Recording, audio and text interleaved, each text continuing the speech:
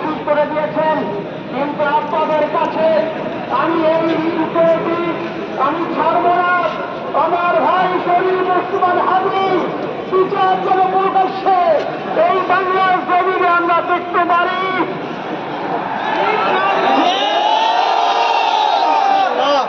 এখনো পর্যন্ত আমরা কিছুই করতে পারলাম না।